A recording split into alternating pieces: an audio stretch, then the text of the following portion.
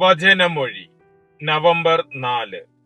വചനഭാഗം ഹെബ്രായർ 6:1-6, ലൂക്കായുടെ സുവിശേഷം 21:1-4.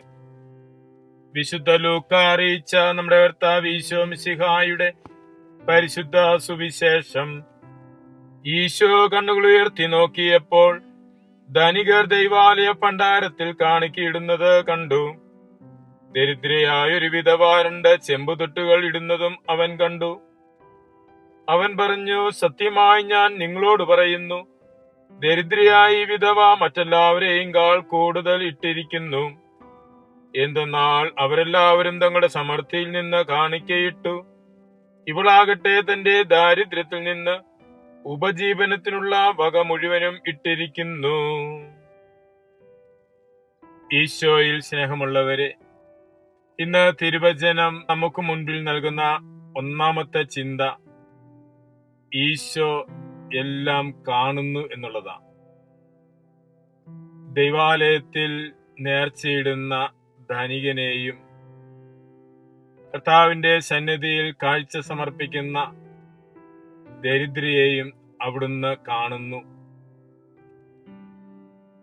അവിടുത്തെ കാഴ്ചയിടുന്ന വസ്തുവിന്റെ വലുപ്പമോ അളവോ അല്ല, മറിച്ച് കാഴ്ചയിടുന്ന വ്യക്തിയുടെ സാഹചര്യവും മനോഭാവവുമാണ്. ധാരാളിത്തത്തിൽ നിന്ന് നൽകുന്നതിനേക്കാൾ ഇല്ലായ്മയിൽ നിന്ന് പങ്കുവെക്കുന്നത് കൂടുതൽ വിലയേറിയതാണെന്ന് ഈശോ പറയുന്നു. കർത്താവ് വിലയിരുത്തുന്നത് ബാഹ്യമായ കാഴ്ചപ്പാടിലല്ല, ആന്തരികമായ മനോഭാവത്തിലാണ്. കർത്താവിന്റെ മുൻപിൽ വിലയുള്ളതായി മാറുവാൻ നമ്മുടെ ജീവിതത്തെയും നമ്മുടെ പ്രവൃത്തികളെയും,